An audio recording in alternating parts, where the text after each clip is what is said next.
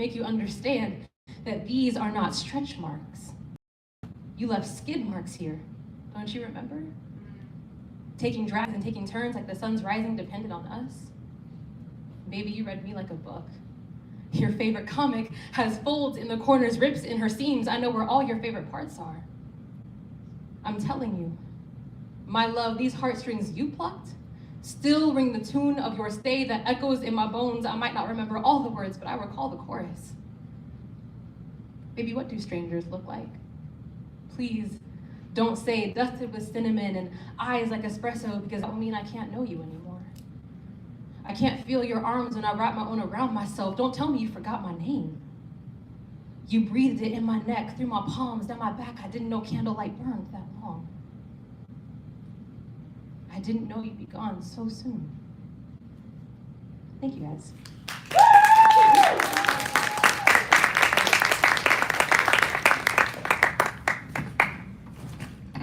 Oh, sorry, y'all. Oh, I thought that was me. No, well, yeah, it was. Oh, is that there already? I was looking for my iPad. Okay, so now we're gonna do a little Q&A. Like in the mind of the poet. Yeah, that's what we're gonna do. I'm trying to open this with one hand, and I look ridiculous.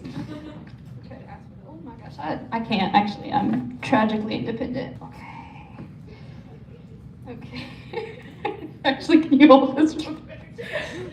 Tragically independent. We all get humbled. We all get humbled sometimes. Okay. I How adore you. fresh we look, y'all. I know. It's like a talk show. All right. All right, guys. So I just have some questions here. We're gonna ask them. We gotta be vulnerable with them, though. I did give her a few of these ahead of time, just because they're kind of deep questions that I probably would freeze on, but some of them I didn't. So we'll just see. It's like a little mix. Yay. And like, you probably don't have like a rehearsed answer, so it's still genuine. Yeah. Yeah, I can see it. Okay. First thing is, what got you? I'd have to say my parents, specifically. She read to me in utero, so words have always been a part of my life.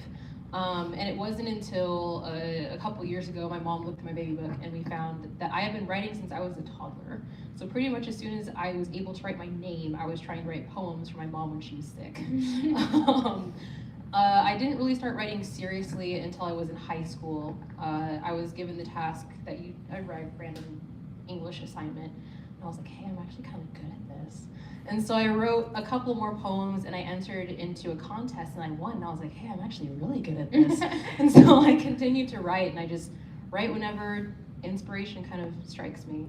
Yeah. Yeah. Heck yeah. And your mom's here, right? Yeah, I'm on Shout out. Thank you so much. Because of her, we had all of that beauty. I love it. So what kind of things do you find the easiest to write? Find easiest to write. I hate to say this, but I'd have to say an assignment. Okay, fair enough. No. I think if I'm given a blueprint, I'm forced to have tunnel vision, and so it's just easier to just kind of fly through what I'm supposed to write, and I can get through it as easily as possible. Yeah. So things like, write a Shakespearean sonnet about door handles. I'm like, bet, I got it. It's already all there. Yeah, I know. In completion. I love it. Yes. So on the flip side, what do you find hardest to write? The truth. I think the truth is the hardest thing to write. I remember the first time I ever wrote a very truthful poem, well, one of which is the last one that I just shared. Yeah. It was difficult to write because once I put pen to paper, it became tangible. And once it becomes tangible, I'm forced to face it. And so it's still something that I'm trying to learn how to do, is just go ahead and write it down, because not writing it down doesn't mean it doesn't exist. Right. So. Dang, not writing it down don't mean it don't exist. You're so right. And eventually, you're probably gonna write it anyway. Yeah. So amongst those two things, what kind of things do you find the most important to write? I'm worried my rings are like messing this mic up. I don't know what's going on. What do you find most important to write? The most important things to write. I probably have to say something that's been on your mind for longer than 20 minutes. Recently I've been kind of getting away from poetry. Not like I'm ever gonna stop writing poetry. Right. But sometimes a scene will come into my head, and I think about it over and over and over again. And for a while, I think it's just me kind of overthinking until I realized, like, hey, this needs to actually be written down. And so I started writing like little scenes down that I thought of in my head. And I don't know if anybody here knows about a contest, like a worldwide thing called NaNoWriMo. It's National Novel Writing Month, which comes every November. And writers all over the world try to write an entire novel in 30 days. And I tried my hand at it last year, and I did it. I wrote 50,000 words in 30 Come days. on. I wrote an entire novel, and it wouldn't have happened had I not taken time to just write down something as soon as it came to me. I would pull over on the side of the road and use nail polish on an old napkin, on a napkin from McDonald's. Just to get it out, just to have it. Yes. My voice memos app is full of intangible thoughts that could not be left alone. The struggle. The struggle is so very real. Next thing I wanted to ask you, which I guess maybe it's just, golly, sorry y'all, I don't know what's happening with this. I might just have to project. Is do you have a writing process other than, nail polish on McDonald's napkins? No, I don't have a writing process.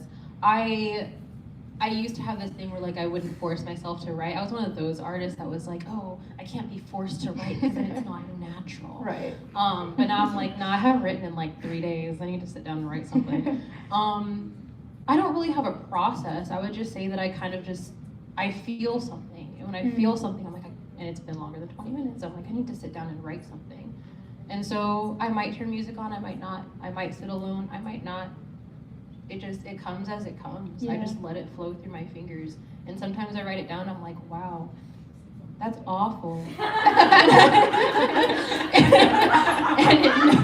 it never sees the light of day. Been there. That's hilarious.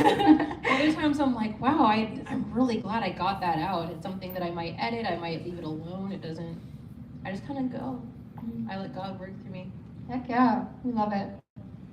Who are some of your own personal favorite poets and authors? And also, who inspires your writing, and are these the same people? A triple whammy, if you will. Yeah, I wish you'd given me this question. Yeah. Well, we're all about authenticity here at Wake Up Poet Society, so You're making me can't give you think. all the answers. I'm not giving answers. I didn't study for this. Oh, you're right. I'm giving the questions. That's what I meant. Can I get it one more time? Yeah. I can do it one at a time. Yeah, let's do that. And then like the third will answer the prior two. Okay. Who are some of your favorite poets and authors? / authors, I guess. My favorite poets and authors. Yeah. Authors is actually a lot easier than poets because I read more books than I do poetry, to be honest. Some of my favorite authors include Jane Austen and Christopher Paul Curtis. The way he writes through the lens of a child it never ceases to amaze me. Ezra Jack Keats is another amazing author that I love. As far as poetry goes, It's okay if you don't have one. But I don't think maybe you're your own favorite poet. Let's go with that. Or you can say me. You can say me. Okay, I'm not gonna lie though. No, I'm kidding. Don't go this route. No, vulnerability. Well, let's here's be the honest. thing. When I just have first so many met questions. Abby, we played a game. Do you remember that game, the anonymous game? Yeah, I do. We played the anonymous game, and we all wrote something and threw it into a hat, not knowing who wrote what, and we pulled it out, and everybody thought my poem was hers, and everybody thought her poem was mine. We very write similar. We write very similarly. That's not the way I wanted that. And I remember thinking, we very write similar. Yeah, maybe you should stumble your head. Don't say I'm your favorite poet. I just came out of your and mouth. I was like, I remember thinking that I'd read some of your work before, and I was like, wow, what an honor to be compared to you. That's very sweet. And I was so happy, and you looked at me, you're like, we should write our poem together, and I was like, me? Bro, we were so similar. I was just as honored. I was just as honored. Oh. I'm glad that we are the people we are, because if we played the anonymous game, I think I would struggle between us all the time. You know what I'm saying? Yeah. So I'm glad I like know which one's mine, so I can Yeah, seriously. I never struggle with that. Anyway, the next question of that trio was, who inspires your writing? Who inspires my writing? King David from the Bible. Ooh. I could read the book of Psalms day and night. There's just something about like alliteration and the imagery, just reading in between the lines and the symbolism that just, it literally makes it just raises my, I lost all the words. All of them. That's okay. I get goosebumps. I feel like I know what you're saying. Thanks. I'm picking up what you're putting down. Yeah. But yeah, I also don't. I'm just for my hands. I can't tell y'all what word she wanted, but I feel like I'm getting the vibes. Goosebumps was the word I was looking Oh, for. she already gave it to you. I was My trying bad. to make it sound poetic. Oh, dude, I get that. The way I'm a slave to alliteration, I just simply won't chills speak. on my skin. That was it. There chills you on go. my skin. There you Yes, go. I get chills. King David gives Yeah, me chills. just elaborate. Goosebumps, that's not good Goosebumps enough. and the Chills on chills. your skin, however. Exactly. You know what I'm Poetic. I write poetry. Oh, that's stuff. I love it. And then the last question was, are these the same people? So I guess No. no, they're not. They're not. I didn't grow up reading a lot of poetry. I mean, Yeah. unless I was told to in English class. So I'm like, oh, not Emily Dickinson again. Bro, don't hate on my girl Emily. I'm not hating, but if I have to read the thing with feathers that perches in the soul one more time, I will probably kill the thing. Right. With feathers. I can't. I can literally hear it squawk in my dreams. I cannot stand to write or to read poetry over and over and over again. For some reason, it just doesn't do anything for me. Yeah. It doesn't. Unless it's King David. Right. Oh, yeah. Yeah, and then day and night, as we heard. Oh, Yeah. Just like That's because it's the living word, you know, a little different. exactly. Yeah, okay, I'm like trying to pick my favorite questions because I don't think we can get through them all. I think I like this. If you could go back and talk to yourself when you first started writing, what would you tell her? Keep writing and keep it all. Keep it all, yes. Keep that's it all. Oh my gosh, yes. That was something that my dad told me a little too late, and it wasn't his fault, it was my fault. I had told my dad that, oh, my little poetry box is getting overflowing, and, oh, these A poems. poetry box? Hold on. Elaborate. That's the most precious thing I've heard all night.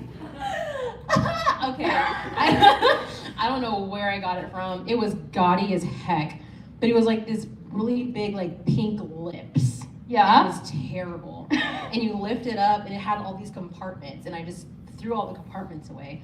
And every time I wrote a poem, I had this thing about folding it like 8 times, and then I'd put it in my little box. That is poetic in nature. I love that. Thanks. You're I had welcome. that That's precious. Box, yeah, I had that box since I was maybe like 12 or 13 years old, and I had it up until maybe like my senior year of high school. And my box would overflow, and so instead of getting a new box, I would just clean the box out. And I remember telling my dad, like, oh, these poems were bad, so I threw them away. And he just looked at me. My dad's an artist too. My dad paints, and he just looked at me and said, don't ever throw away your art, because you never know what you can learn from your past mistakes. And I'm like, I wish you told me that like 300 Like, poems I ago, got all but- this stuff in the dump right now. I know, I'm like, I wish I But the did best this. things will come back to you. You'll be like, whoa, Hopefully, yeah. I wrote this. Or in some way, I feel like. Yeah, so now I never throw But that anything is away. good. Yeah. If you can avoid it, but also don't feel like they're gone forever. Beautiful. Thank you. Yeah, I think our last one is gonna be, no, I think I'm too far. What would you say your oddest writing quirk is? My oddest writing quirk. Yeah.